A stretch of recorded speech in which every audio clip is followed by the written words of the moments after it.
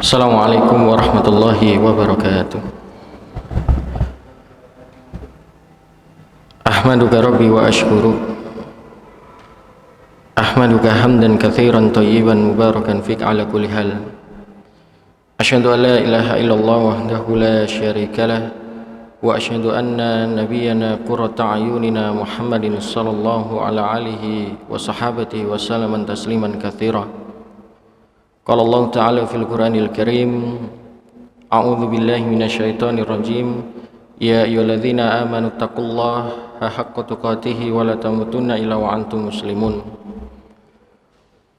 Ya ayyuhan nasu taqu rabbakumul ladzi khalaqakum min nafsin wahidah wa khalaqa minha zawjaha wa batha minhuma rijalan katsiran wa nisaa'a wattaqullaha alladzi tasaaluna bihi wal arham innallaha kana 'alaikum raqiba. Ya ayyuhalladzina amanu taqullaha wa qulu qawlan sadida yuslih lakum a'malakum wa yaghfir lakum dhunubakum wa may yuti'illaha wa rasulahu faqad faza fawzan 'azima. Amma ba'du, jamaah salat maghrib Masjid Al-Ikhlas yang insyaallah mudah-mudahan senantiasa dimuliakan oleh Allah Subhanahu wa taala. Bersyukur kita di kesempatan yang mulia ini Allah masih mudahkan langkah kaki kita menuju rumah Allah Subhanahu wa taala untuk menjalankan kewajiban kita beribadah salat maghrib secara berjamaah. Dilanjutkan dengan dimudahkannya kita, ditetapkannya kita oleh Allah Subhanahu wa taala dengan duduknya kita di majelis ini, di rumah Allah ini, tanda bahwa kita dipilih dan senantiasa dikehendaki kebaikan oleh Allah Subhanahu wa taala. Dan ini diisyaratkan oleh Nabi sallallahu alaihi wasallam dalam sebuah hadis sahih, yang mana kata Nabi sallallahu alaihi wasallam, "May yuridillahu bihi khairan yufaqihu fiddin." Kalau Allah menghendaki suatu kebaikan, tanda kalau antum Bapak Ibu dipilih oleh Allah Subhanahu wa taala, Allah cinta, Allah perhatikan kita, dan Allah ingin bertambahnya kebaikan pada kita ini, maka isyarat Nabi, Allah akan gerakkan hati kita, Allah akan menjadikannya kita semangat duduk di majelis ilmu karena untuk bertambahnya kebaikan. Untuk apa? Yufaqihu fiddin, dimampukannya kita memahami dinul Islam, agama Allah ini. Maka sangat pantas saya rasa dan bersyukur kita di antara kesibukan para jamaah lainnya yang masih sibuk dengan rutinitas duniawi di luaran sana, atau mungkin kesibukannya sehingga tidak mampunya dia, tidak punyanya kesempatan dia untuk menghadiri majelis-majelis ilmu seperti ini. Dan semua nikmat-nikmat ini, masyarul muslimin, tanda bahwa kita benar-benar mengikhlaskan diri, mentauhidkan Allah Subhanahu wa taala. La ilaha illallah, la ma'budu bihaqqin illallah. Yang kata para ulama, makna la ilaha illallah bukan tiada Tuhan selain Allah, melainkan makna la ilaha illallah adalah la ma'budu bihaqqin illallah, yaitu tidak ada sesembahan yang berhak kita ibadahi dengan benar, dengan semurni-murninya ibadah kecuali pada Allah Subhanahu wa taala. Kemudian yang kedua, masyarul muslimin, salawat dan salam senantiasa kita curahkan penuh dengan rasa cinta dan rindu kepada baginda Nabi Muhammad sallallahu alaihi wasallam beserta para sahabat-sahabat beliau, keluarga-keluarga beliau. Wabil khusus mudah-mudahan kita yang tetap istiqamah Pak ya, mengikuti risalah petunjuk beliau, biidznillah dengan izin Allah Subhanahu wa taala kelak kita mendapatkan syafaat dari Rasulullah sallallahu alaihi wasallam. Masyarul muslimin rahimani wa rahimakumullah. Malam ini di Selasa petang pertama itu harusnya jadwalnya Bapak Ketua Pengurus, Bapak Ustadz Haji Mukhlisin, tapi qadarullah beliau ada uzur sehingga tukar akhirnya dengan saya. Jadi ini jadwal saya di Selasa petang yang ketiga, beliau isi ya. Malam ini saya yang mengisi gitu. Baik, semoga Allah berkahi pertemuan kita ini ma'asyiral muslimin. Kita lanjutkan bahasan kita sebagaimana yang sudah kami sampaikan di pertemuan sebelumnya. Kajian kita ini membahas suatu kitab, suatu buku syarah dari Bulughul Maram, yaitu kitab Al-Jami'. Hanya saja dalam kitab ini kita akan lebih fokus mengarah kepada penyucian jiwa, atau bahasanya adalah tazkiyatun nufus, penyucian jiwa, pembersihan jiwa. Ada juga yang mengatakan penyucian hati. Seputar itu yang akan kita bahas. Di sini Ibnu Hajar Asqalani mengambil beberapa hadis tentunya dan ayat dalam Al-Qur'an, tapi lebih rinci kepada hadis-hadis Nabi. Dan dalam kitab ini kurang lebih ada 122 poin yang akan kita bahas. Dan malam ini pertemuan yang kedua, kita masih pada poin bahasan yang pertama, yaitu tentang hakul muslim alal muslim, yaitu hak sama muslim terhadap saudara muslim yang lain itu ada situn, ada 6. Yang pertama adalah idza laqitau fasalam alaihi, yaitu kalau engkau berjumpa dengan saudara muslimmu yang lain, fasalam alaihi, maka ucapkanlah salam.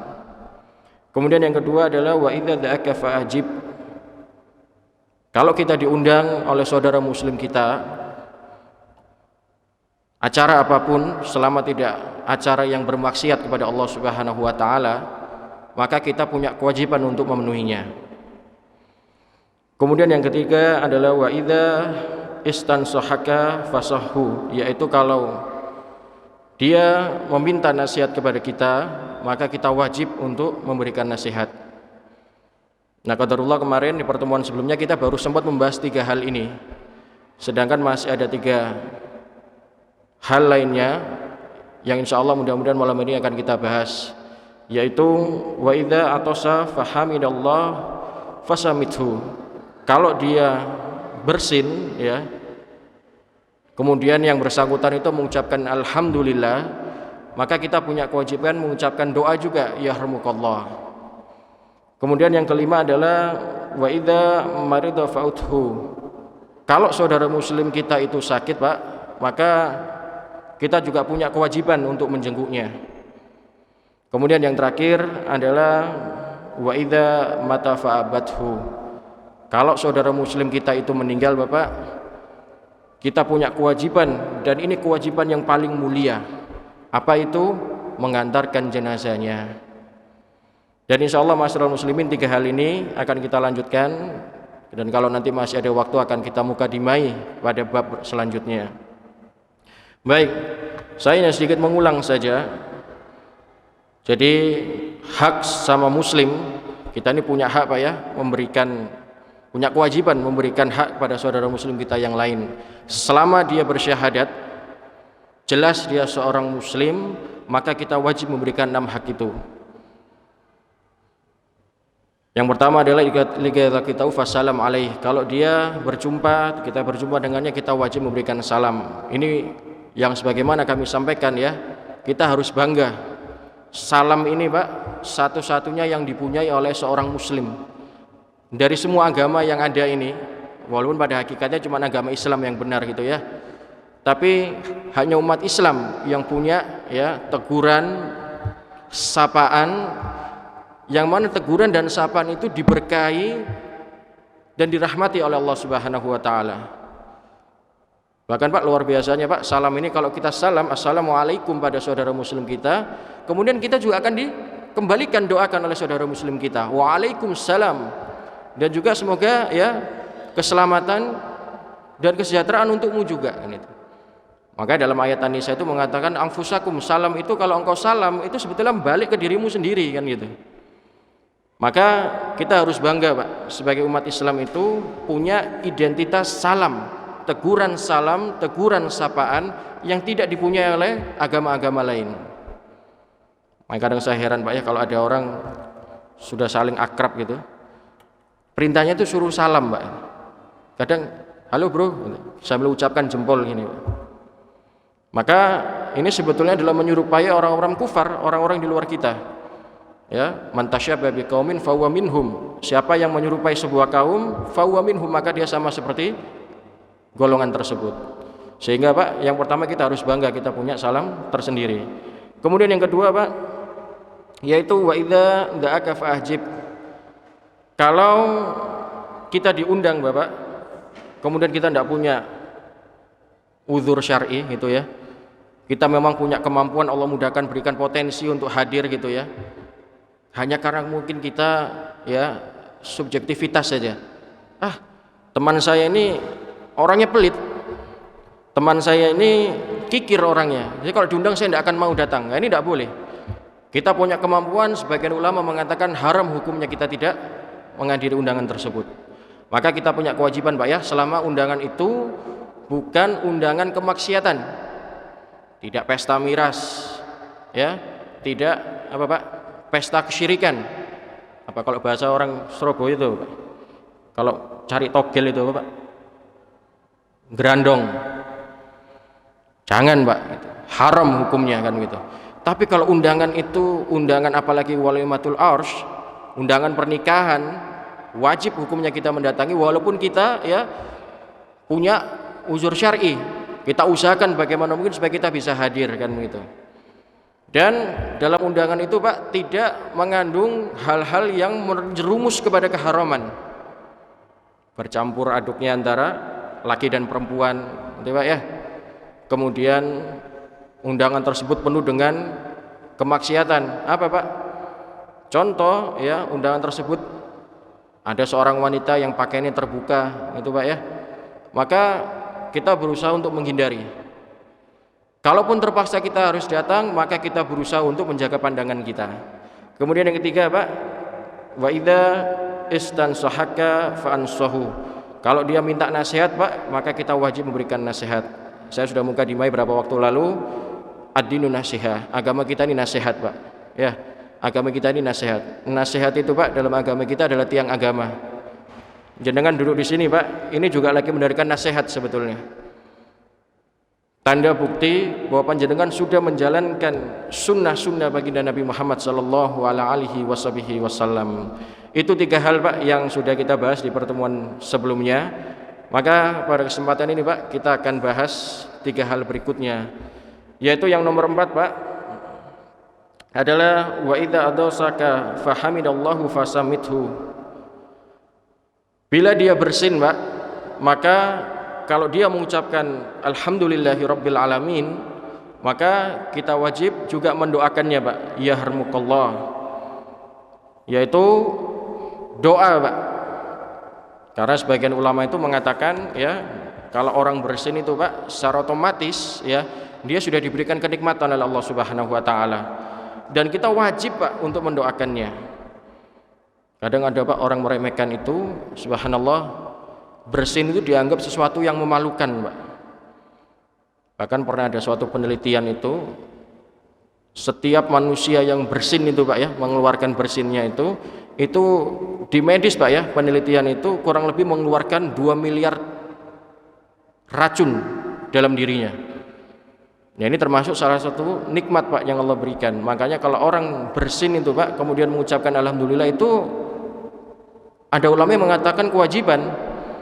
Bayangkan kalau dia tidak diberikan kesempatan, kenikmatan oleh Allah Subhanahu wa taala untuk bersin Pak, berapa banyak racun yang dia simpan dalam tubuhnya. Maka ucapan pertama yang keluar dari lisannya manakala dia bersin, maka dia bersyukur kepada Allah Subhanahu wa taala dengan mengucapkan alhamdulillahirabbil alamin. Kemudian Pak, orang yang mendengarnya kita juga punya kewajiban untuk mendoakannya Pak, yarhamukallah, yaitu semoga Allah merahmatimu. Ya, Ustaz, dalilnya apa? Dalilnya Pak dalam surat, dari hadis Nabi SAW. Hadis ini sahih Pak, diriwayatkan Imam Bukhari di nomor 6224 dari sahabat yang mulia Abu Hurairah radhiyallahu anhu.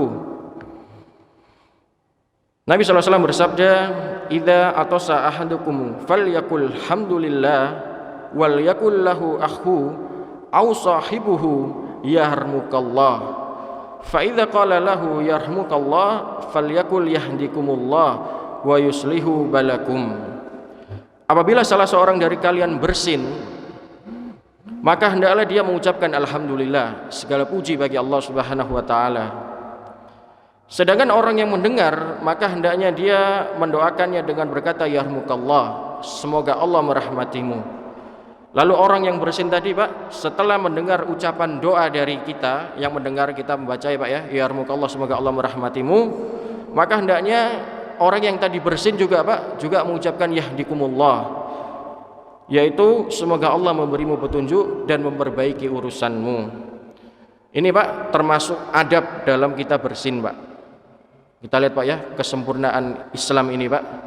Bagaimana Allah Subhanahu wa taala dalam bersin saja Pak, Allah itu memberikan rahmat cintanya kepada umatnya Pak. Bayangkan Pak, bersin saja Allah masih selipkan doa di situ. Dan ini Pak, adab kebiasaan yang nantinya kalau saling menguatkan ya, saling apa Pak ya, saling memberikan hak sesama muslim, maka ini akan tumbuh cinta rasa kasih sayang sama manusia. Dan itulah menjadi tiang agama kita Pak. Makanya dalam awal bab ini Pak, Allah Subhanahu wa taala menyampaikan dalam firman-Nya Pak ya, dalam surat Al-Fat itu Pak ya, Muhammadur Rasulullah walladzina ma'ahu asyidda'u 'alal kufari ruhama'u bainahum. Muhammad itu Pak benar-benar hamba juga utusan Allah. Tidak perlu ragu, dia itu memang Muhammad, manusia biasa, tapi juga utusan Allah Subhanahu wa taala. Walladzina ma'ahu asyidda'u 'alal kufari ruhama'u bainahum. Orang Pak yang bersama Nabi Muhammad itu keras Pak, tegas sama orang-orang kafir, orang-orang di luar agama kita. Tapi Pak, dia berkasih sayang sesama umatnya. Sesama umat Islam Pak, tabiatnya itu enggak ditakdirkan untuk saling ribut, saling gontok-gontokan gitu, atau mungkin saling menjatuhkan, memfitnah, adu domba. Itu bukan tabiatnya sebetulnya Pak. Itu bukan tabiatnya. Karena tabiat umat Muhammad itu saling menyayangi Pak. Sampai dalam urusan bersin pun kita dianjurkan Pak oleh Nabi Muhammad SAW untuk saling mendoakan. Biasanya Pak ada orang, mohon maaf ya, apalagi zaman pandemi kayak gini Pak, jangankan bersin, sebelah kita dilirik Pak, itu COVID ya Pak ya. Apalagi bersin Pak, tidak pakai masker, bersin, mundur Pak 10 meter ke belakang. Ada Pak yang seperti itu. Saya jumpai di salah satu masjid Pak di daerah, adalah daerah Surabaya Utara juga gitu Pak ya. Semula itu Pak mau sholat bareng gitu Pak ya, imam sudah siap untuk memimpin sholat, kemudian yang seorang jamaah ini bersin Pak, sebelahnya langsung mundur Pak. Saya kebetulan waktu itu telat Pak di belakang, saya udah, kenapa kok orang ini mundur? Saya awalnya ya husnudzon saja, oh ya mungkin mau ada uzur gitu. Saya perhatikan ternyata ya tidak Pak, dia mundur hanya pindah safnya aja, pindah saf di saf kedua gitu. Ternyata Pak dia takut Pak, sebelahnya ini bersin, dipikir corona gitu. Padahal Pak, kalau saudara muslim kita tadi adabnya apa Pak? Kalau dia bersin, dia mengucapkan alhamdulillahirabbil alamin, maka kita punya kewajiban untuk mendoakannya, ya yarhamukallah. Tandanya apa Pak? Fulan dari saudara muslim kita itu sudah diberikan nikmat oleh Allah Subhanahu wa taala, mengeluarkan racun dalam dirinya, dalam tubuhnya, dan kita mendoakan ya yarhamukallah, semoga Allah merahmatimu. Itu Pak adabnya. Karena pandemi gini Pak ya, syaitan itu mudah sekali masuk dalam alam pikiran kita. Awas, droplet itu keluar saja dari lisannya, cipratan itu, droplet itu bahaya, itu corona itu. Tertinggal Pak sunnah-sunnah Nabi ini Pak, adab-adab Nabi ini tertinggal semua, sengaja ditinggalkan memang, dan itulah syaitan Pak. Padahal Pak ini menjadi hak saudara muslim kita Pak ya. Baik, sekarang kita rincikan ma'asyiral muslimin. Dalam Al-Iqna, dalam suatu kitab Pak ya, disebutkan orang yang bersin hendaknya menutup wajahnya Pak, dan tidak menoleh Pak. Ini adab. Kalau tadi sudah hak sesama muslim Pak harus kita tunaikan, sekarang adab bagi orang yang bersin Pak. Kalau memang sudah tahu, oh ya ternyata kalau bersin itu terdapat doa, kita memuji Allah orang mendengar kita didoakan. Kalau begitu sekarang kembali pada diri kita, Pak. Kita bersin juga ada adabnya, Pak. Jangan mentang-mentang oh sekarang didoakan, saya tahu bersin didoakan dan dapat rahmat. Kalau kita didoakan, saya bersin seenak saya saja kan, itu juga nggak boleh, Pak. Karena Pak, kita tahu kalau bersin yang kita keluarkan itu adalah racun, adalah kotoran, virus itu, Pak ya. Maka kita juga tidak boleh, Pak, memberikan virus tadi itu di sembarangan tempat mengeluarkannya. Ya, makanya kayak tadi, Pak ya. Kalau memang dia kerasa mau bersin, menghindar, Pak. Atau adabnya Nabi itu, Pak, dalam sebuah hadis itu Nabi kalau bersin, Pak, ya, dia menutup menggunakan apa, Pak? Tangannya, Pak. Jadi Nabi bersin gini, Pak. Atau Pak, dalam riwayat lain Nabi bersin itu menutupinya dengan apa, Pak? Imamanya beliau itu, surbannya itu. Karena surban Nabi itu kalau pakai surban itu kan panjang, Pak ya, sampai ke bawah. Jadi Nabi kalau mau bersin itu dia tutup pakai surbannya itu, Pak. Kemudian untuk tidak menoleh, Pak. Maksudnya tidak menoleh itu dia harus perhatikan, karena khawatir siapa tahu, Pak, kalau dia noleh bersin ada saudaranya di sebelahnya, atau mungkin ada orang lain di belakangnya, maka tidak boleh, Pak. Ini juga tidak dianjurkan. Bahkan ulama mengatakan hukumnya makruh. Kalau kondisinya darurat memang tidak memungkinkan, ya silakan kan itu, Pak ya, nggak ada masalah. Tapi yang jelas adab di sini adalah ketika orang itu bersin tidak mengarahkan kepada orang lain, Pak. Dia berusaha menutup bersinnya itu fokus kepada dirinya sendiri. Ya, kalau sekarang era sekarang mungkin ya, Pak ya, orang kalau kena flu gitu, apalagi pandemi gini, mungkin banyak orang jual masker, Pak ya, pakai masker kan gitu. Boleh, Pak, kita sholat pakai masker itu, tapi dalam kondisi-kondisi darurat gitu, Pak ya. Pandemi kayak gini memang dibolehkan, Pak ya. Itu bicara fikih, Pak, perspektif fikih. Tapi kalau bicara hadis tegas, Pak, tidak boleh, Pak, sholat pakai masker kan itu ya. Itu nanti akan lebih rinci lagi kita bahas. Kemudian, Pak, setelah orang tadi itu bersin, Pak, maka dianjurkan mengucapkan alhamdulillah, segala puji bagi Allah Subhanahu wa taala. Dan mendoakan orang yang bersin itu, Pak, dengan mengucapkan ya yarhamukallah, Pak ya. Kita dengar saudara muslim kita mengucapkan alhamdulillah, maka hukumnya adalah fardu kifayah, Pak. Jadi mungkin, Pak ya, saya bersin gitu, terus ada satu orang yang sudah mendoakan, maka yang lain hukumnya adalah gugur, Pak. Cukup satu orang itu yang mendoakan. Ustaz, apakah boleh kalau mendoakan juga? Boleh. Tapi sudah tidak utama lagi, karena sudah ada satu yang mendoakannya. Jadi tidak usah kontok-kontokan. Saya kemarin dengar Ustaz itu, ya, kalau ada orang bersin kita mendoakan iya. Tapi kalau sudah ada satu yang mengucapkan enggak, maka gugur, Pak. Makanya dihukumi oleh para ulama, hukumnya adalah fardu kifayah. Fardu itu ada dua, Pak ya, fardu ain dan fardu kifayah. Kalau fardu ain itu, Pak, khusus untuk diri kita sendiri. Ya. Untuk diri kita sendiri. Contoh, Pak, ya. Kita berpuasa di bulan suci Ramadan, ya. Itu hukumnya fardu ain, Pak. Setiap muslim itu wajib puasa, Pak. Ngaku syahadat, ngaku punya Tuhan namanya Allah, nabinya Muhammad, datang bulan suci Ramadan puasa, itu namanya fardu ain, Pak. Itu namanya fardu ain. Kalau fardu kifayah apa? Contoh, Pak, nanti kita akan bahas, ya. Ngantarkan jenazah, ya, mengurus jenazah. Misalkan ada seorang jenazah meninggal gitu, Pak ya, saudara muslim kita, awalnya hukumnya fardu ain, Pak. Kalau nggak ada yang ngurus, semua punya kewajiban ngurus. Tapi kalau sudah ada di kampung itu mudin gitu, Pak ya, yang memang biasa mengurus jenazah, maka yang lain gugur, Pak. Hukumnya menjadi fardu kifayah karena sudah ada yang mengurusi, Pak. Tapi kalau belum ada yang ngurus, belum ada yang mengemandikan, mengkafani, mensolatkan, bahkan menguburkan, maka semuanya kan jadi dosa, Pak. Maka itu masih berlaku fardu ain. Nah, kembali, Pak, mengucapkan saudara muslim kita ini dengan yarhamukallah ketika dia bersin, maka hukumnya adalah fardu kifayah. Jadi kalau sudah ada yang mendoakan cukup, Pak, kita tidak perlu berdebat lagi. Kemudian, Pak, dilanjutkan juga di sini, adab orang yang bersin itu tidak lain adalah senantiasa mengedepankan, menghormati sekelilingnya, Pak. Sebagaimana tadi, Pak, disampaikan, Pak ya, Nabi itu kalau bersin itu benar-benar menjaga, Pak, ya. Padahal kalau orang itu gulu, Pak ya, berlebihan kepada Nabi itu, ya mungkin akan tetap mau, Pak, dengan bersinnya Nabi. Tapi Nabi mengajarkan kepada kita, Pak ya, memberikan contoh kepada kita itu bagaimana tata cara bersin yang baik. Yang bersin itu kalau kita itiba, Pak, ngikuti Nabi itu, kita akan dapat pahala, Pak.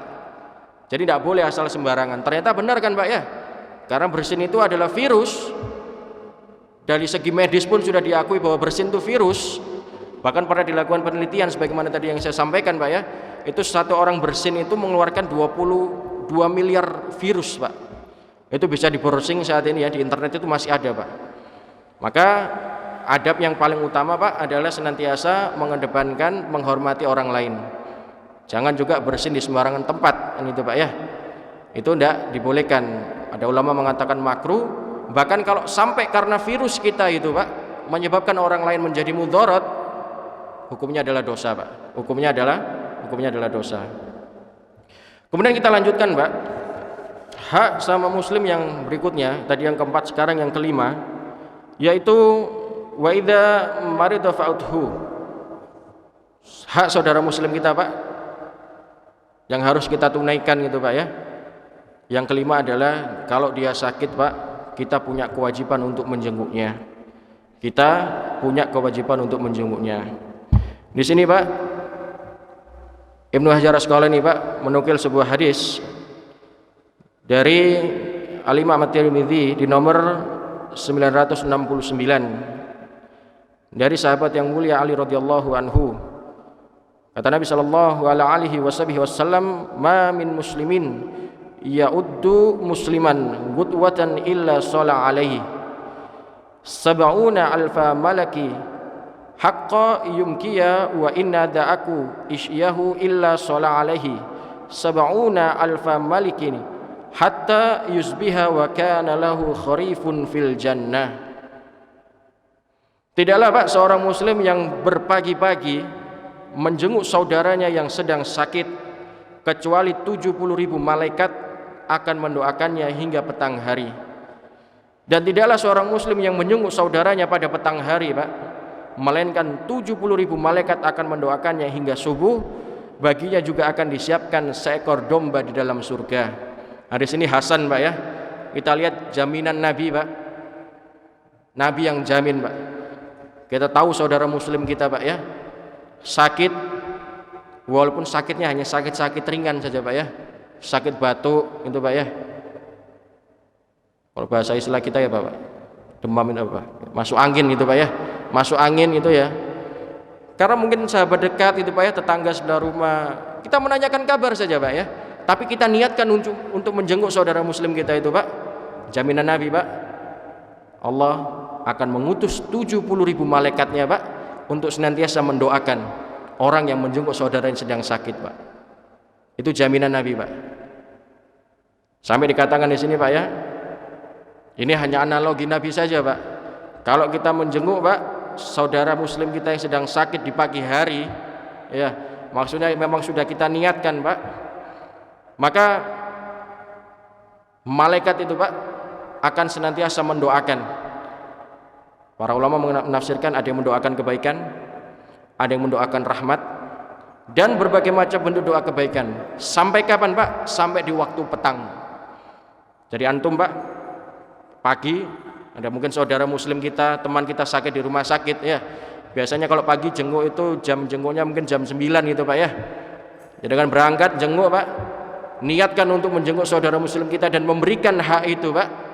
Malaikat akan mendoakan sampai kita di petang hari, Pak. Jadi sampai maghrib gini, Pak ya, menjelang petang seperti ini, malaikat terus mendoakan. Begitu juga sebalikannya, kalau kita menjenguk di malam hari seperti ini, Pak, nanti malaikat akan terus mendoakan sampai di keesokan harinya. Luar biasa, Pak ya. Janji Allah itu seperti itu, Pak. Padahal nggak susah loh, Pak, jenguk saudara muslim kita. Itu sudah menjadi kewajiban, Pak ya. Sampai-sampai, Pak, suatu ketika, Pak, Nabi SAW itu mengisyaratkan, Pak ya, apa sih hikmahnya itu kalau orang harus menjenguk orang sakit itu, Pak ya. Itu ada berapa pendapat kata para ulama. Ini menukil sebuah hadis, Pak, dari sahabat yang mulia Ali radhiyallahu anhu ajma'in. Kata Nabi sallallahu alaihi wasallam, "Udul maridon wattabi'u janaiza tadzakkaru kumul akhirah." Jenguklah orang yang sakit, Pak, dan iringkanlah jenazahnya, niscaya kalian akan mengingat mati. Jadi, Pak, hikmahnya kita disuruh menjenguk orang yang sakit itu, Bapak, adalah satu, untuk meringankan apa Pak? Kesusahan orang yang sedang sakit. Orang yang sedang diuji sakit itu Pak ya, itu sedang ditimpa musibah Pak. Orang sakit itu Pak sedang diuji oleh Allah Subhanahu wa taala. Dan kalau kita menjenguk itu Pak, secara psikologis itu Pak, itu akan meringankan bebannya Pak kan itu. Bebannya sudah kemana-mana Pak, mikir waduh saya kalau sakit itu, karena konotasi orang itu Pak, kalau orang sakit itu pasti sedikit lagi akan mati Pak. Maka kita dianjurkan untuk menjenguknya. Untuk apa Pak? Meringankan bebannya. Yang kedua Pak, untuk apa? Mau'izah, sebagai pengingat Pak, sebagai pengingat bahwasannya kebanyakan Pak orang itu kalau mau mati Pak ya, itu memang diuji sakit oleh Allah Subhanahu wa taala. Karena dengan sakitnya itu Bapak, dosa-dosa diampuni oleh Allah Subhanahu wa taala. Maka harus bersyukur Pak. Orang kalau mau mati kemudian diuji oleh sakit itu Pak, tandanya sampai diampuni dosa-dosanya oleh Allah Subhanahu wa taala. Dan itu memang fakta Pak, membuktikan. Kita lihat Pak ya, dalam satu kitab namanya At-Tazkirah Pak, ditulis oleh Imam Al-Qurtubi rahimahullahu taala, tanda-tanda orang itu Pak matinya husnul khatimah, tanda matinya itu mati yang baik Pak, itu selalu diawali oleh sakit Pak. Kita ambil satu contoh saja Pak, Nabi Pak ya, Nabi itu tidak pernah sakit Pak. Silakan cari hadis.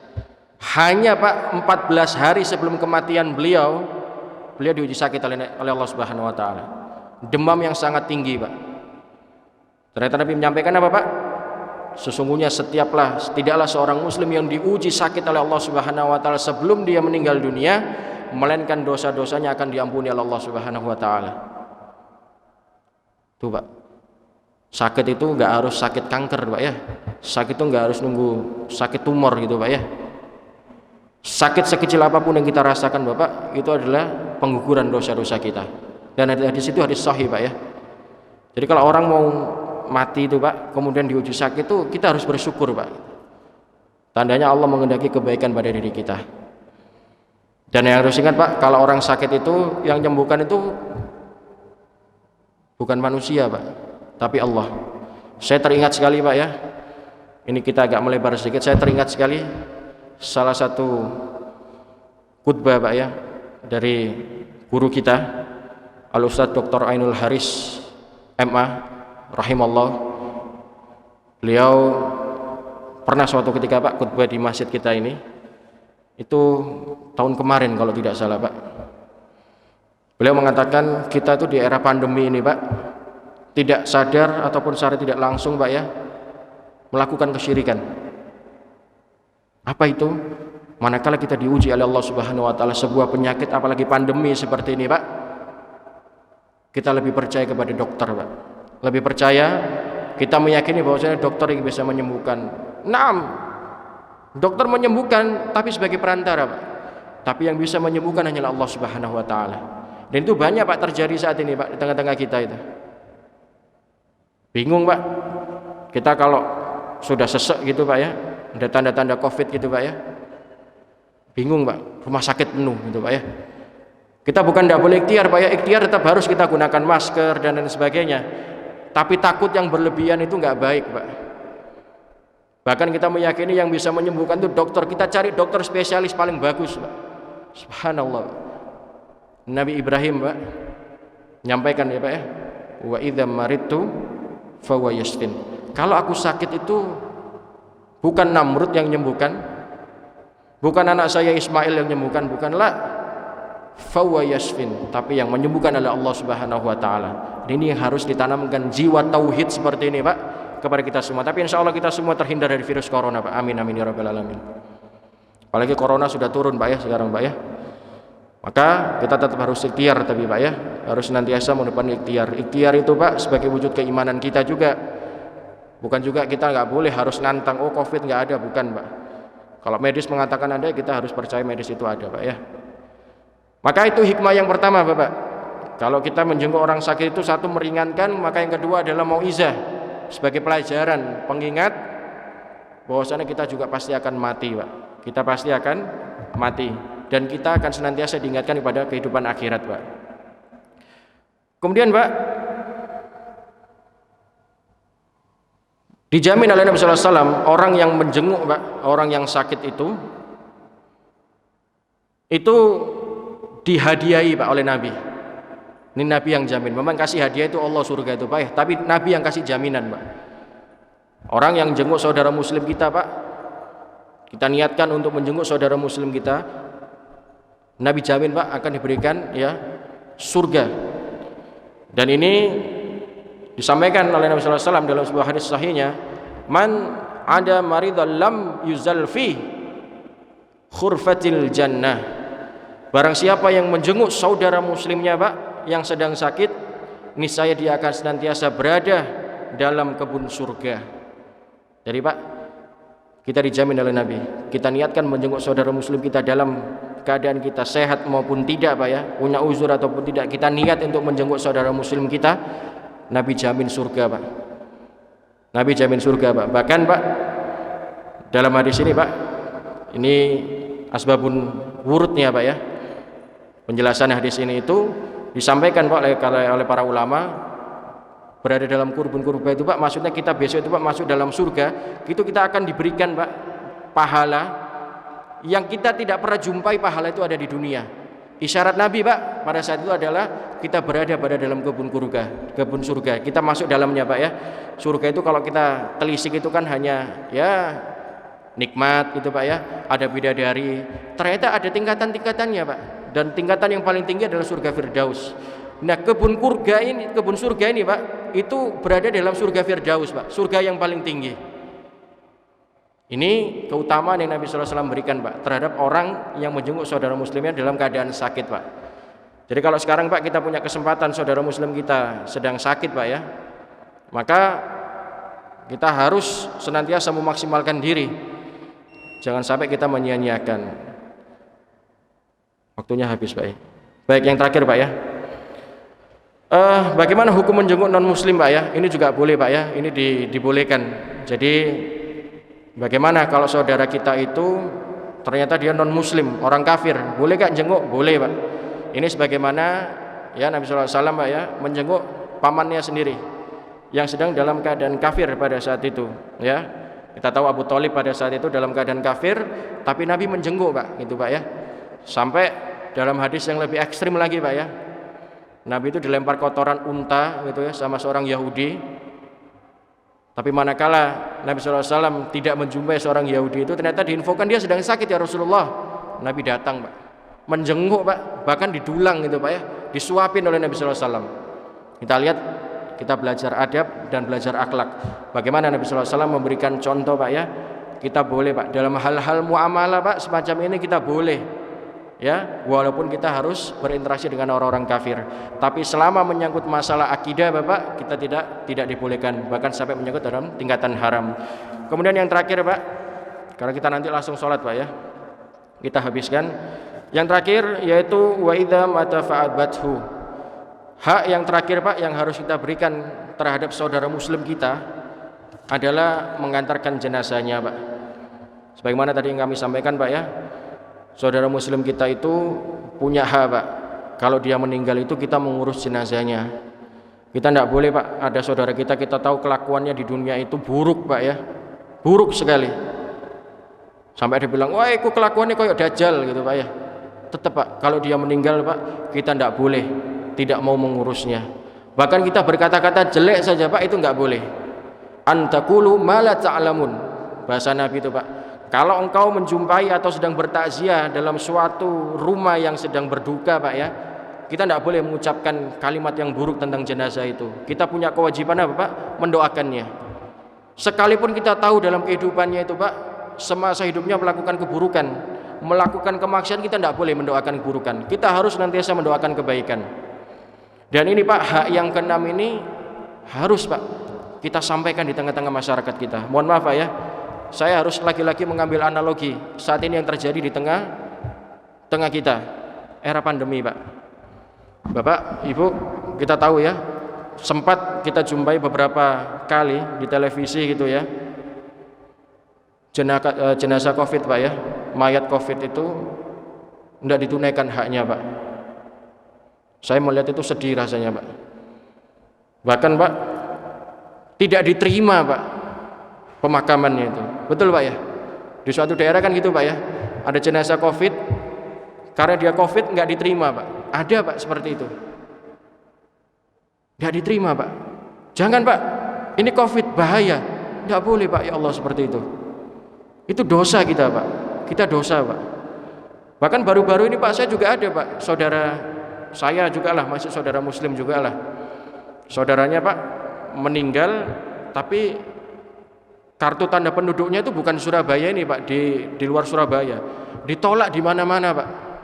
Ini birokrasi kita memang harus kita benahi Pak ya. Kasihan Pak, meninggal itu siang Pak, asar gitu ya. Bapak percaya Pak, baru dimakamkan jam berapa? 2:30 dini hari Pak.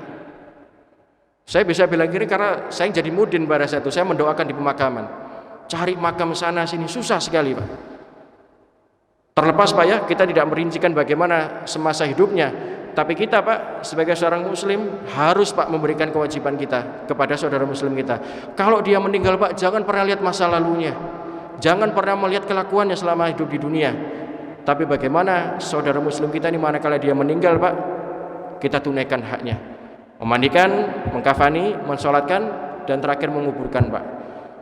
Saya rasa demikian Bapak Ibu sekalian, karena waktunya sudah habis dan terbatas. Mudah-mudahan ada ibrah yang bisa kita ambil, dan tentunya mudah-mudahan kita senantiasa diistiqomahkan oleh Allah Subhanahu wa taala di atas iman dan Islam, dan mengakhiri hidup kita dalam keadaan husnul khatimah. Akhirul kalam, aqulu qouli hada wa astaghfirullah li wa lakum wa lisailil muslimin fastaghfiru innahu huwal ghafurur rahim. Subhanakallahumma wa bihamdika asyhadu an la ilaha illa anta astaghfiruka wa natubu ilaik. Kurang lebihnya mohon maaf. Wassalamualaikum warahmatullahi wabarakatuh.